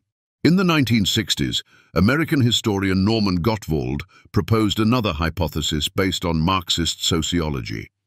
He viewed the Israelites as rebellious Canaanite peasants who overthrew their oppressors and established a new social order within a social revolt, which allowed them to create their own state. Thus, even scientific theories often reflect not only historical facts, but also the views of the researchers themselves, their ideological beliefs, and methodological approaches. Now, let's turn to the question of the Shroud of Turin, one of the most famous and enigmatic artifacts of the Christian world, which has sparked debate and discussion for centuries. The Gospels state that after death, Jesus was wrapped in a linen cloth, which was commonly used to wrap the bodies of the deceased, and in Christian tradition, it is believed that the Shroud of Turin may be this very cloth in which Jesus Christ was wrapped after the crucifixion. It is kept in the Cathedral of St. John the Baptist in the Italian city of Turin, and it depicts the imprint of a human body which resembles the image of a crucified person. Initial studies showed that if the image on the shroud is viewed in negative, it acquires clear contours and details which looks extremely unusual and indicates an unusual method of its creation. Scientists analyzed the composition of the fabric and discovered pollen from plants characteristic of the Middle East, which confirms that the shroud was once located in this region and may have been manufactured in the Middle East. However, radiocarbon analysis conducted in the late 20th century at 3 independent laboratories dated the fabric to the 14th century, which indicated a medieval origin of the shroud and cast doubt on its authenticity. Supporters of the shroud's authenticity countered that the study used a section of fabric that had been exposed to fire during a fire and impregnated with olive oil, which could have affected the results of the radiocarbon analysis and distorted the date. There is also a version that coins were placed on the deceased's eyes, as was customary in ancient times, and researchers tried to detect their imprints on the shroud using modern image analysis techniques. However, the results were ambiguous, and the question of the presence or absence of coin imprints on the shroud remains controversial. Even if some contours do resemble coins, they cannot be considered unconditional proof of the relic's authenticity, as they could have been created artificially or appeared as a result of natural processes. The Shroud of Turin remains one of the most enigmatic artifacts of Christianity, and the question of its authenticity remains open, sparking debate and discussion among scientists and believers. If it is a medieval forgery, then the question remains open as to why it was created and what the purpose of those who made it was. Perhaps it is a copy of an older original that was lost or destroyed over time, and the creators of the forgery sought to recreate it using the knowledge and technology available to them. Thus, science and religion operate with different methods of cognition and explore different aspects of reality, and it is important to understand the boundaries and possibilities of each. Scientific research can confirm or refute certain facts, establish causes and effects, but questions of faith, spiritual experience, and religious meaning remain outside their competence and require a different approach. It is important to remember that studying the history of religion is not a search for exposing or confirming religious dogmas, but an attempt to understand how religious traditions have developed, what factors influence their formation and development, and how they influence the development of society and culture. Attitudes toward gender roles, sexuality, and human rights have become the field in which Christian denominations have diverged further and further and taken different positions, reflecting their values and perceptions of the world. In the 20th century, these topics became particularly important as society began to revise traditional views on family, marriage, gender, and sexuality, and the Church faced a difficult choice: to remain faithful to its traditional teachings or to adapt to new social realities. Issues of female priesthood, same-sex unions, and the rights of transgender people have become not just private theological discussions, but real fault lines within the Christian world, dividing believers and clergy into conservatives and liberals. For example, in the Anglican community, the liberal churches of North America and Western Europe recognize same-sex marriage and ordain women as priests and even bishops, while conservative churches, especially in Africa, categorically reject such reforms and threaten to leave the Anglican community in order to maintain their commitment to traditional values. A similar situation is observed among Catholics, where Pope Francis is taking cautious steps toward greater acceptance of LGBTQ people and calling for respect for their dignity, but faces resistance from more conservative Catholics, especially in Africa and Latin America, who believe that this contradicts the teachings of the Church and undermines traditional values. In the Orthodox world, such issues are raised less often and cause less discussion, but this does not mean that they do not exist, and many theologians privately reflect on the possibility of revising some traditional views on gender and sexuality in the light of modern knowledge and values. But the official position of the Church remains very strict and conservative. Nevertheless, it cannot be denied that social changes and new values have an impact on everyone, including Christian denominations, forcing them to rethink their traditions and teachings and seek answers to new challenges of the times.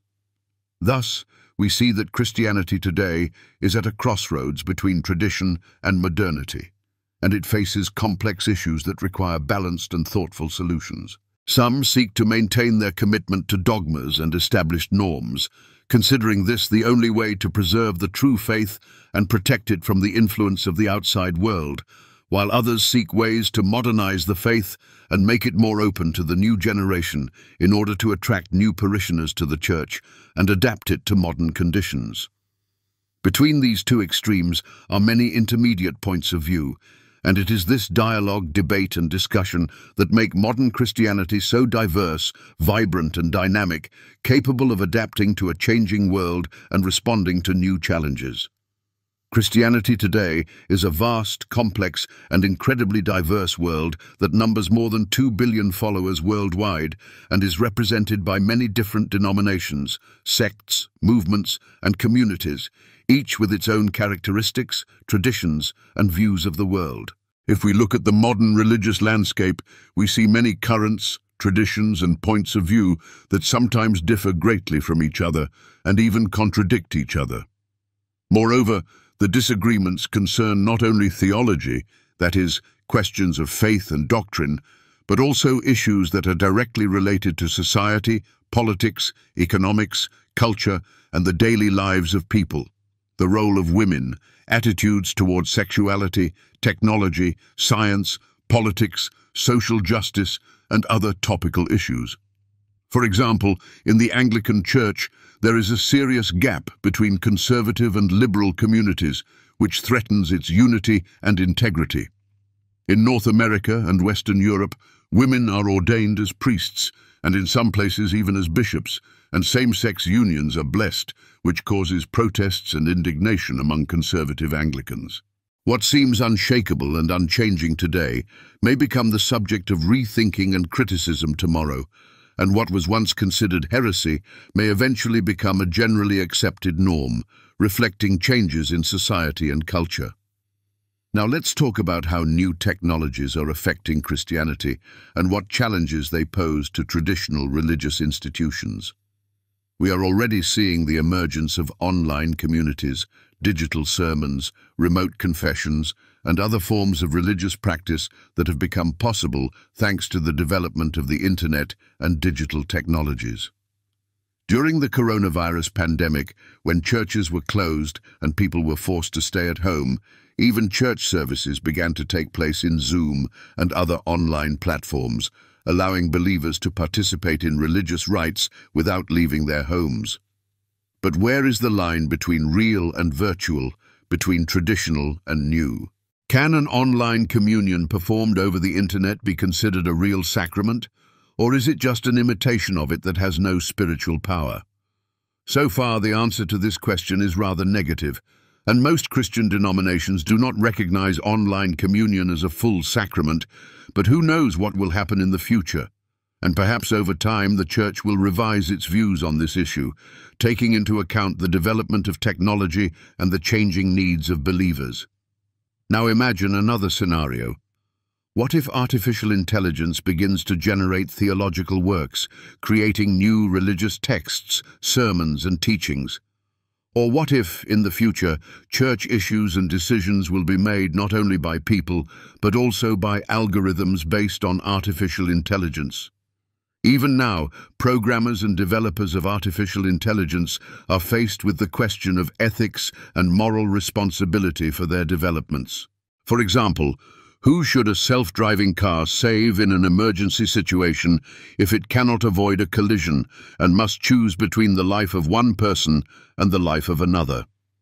Now imagine that the same complex ethical questions arise in religion, requiring believers and clergy to make difficult decisions and choose between different moral values. Cyber ethics, bioethics, genetics, nanotechnology, all these areas of science and technology challenge traditional morality and force us to rethink our values and perceptions of the world. For example, if in the future science proves that a person's personality and character are largely determined genetically and predetermined from birth, will this change the idea of free will, responsibility, and sin? If a person does not choose their inclinations and predispositions, can they be condemned for them and considered sinful? Or consider another question: human cloning. If it were theoretically possible to create an identical copy of a person, would that copy have a soul, and how would it relate to the soul of the original? And what about artificial intelligence that begins to show signs of self-awareness, the ability to learn, and creativity? Is it simply a program created by humans, or is it something more, possessing its own mind and possibly a soul? Christianity today stands at a crossroads between tradition and modernity, facing new challenges and opportunities that require it to rethink its teachings and adapt to a changing world. Some seek to preserve dogmas unchanged, adhering to traditional principles and values, while others strive to modernize the faith, making it more understandable and appealing to the modern person, adapting it to new conditions and challenges.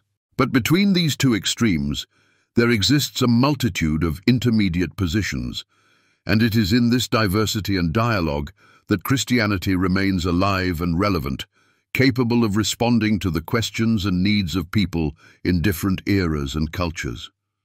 What will it look like in 50 or 100 years? Most likely, it will be what the people who believe in it, love it, and are willing to make efforts to preserve and develop it, create it to be. Because the history of Christianity is not only a history of religious texts and dogmas, but also a history of how faith adapts to a constantly changing world, and how people use it to solve their problems, find meaning in life, and build a more just and humane society.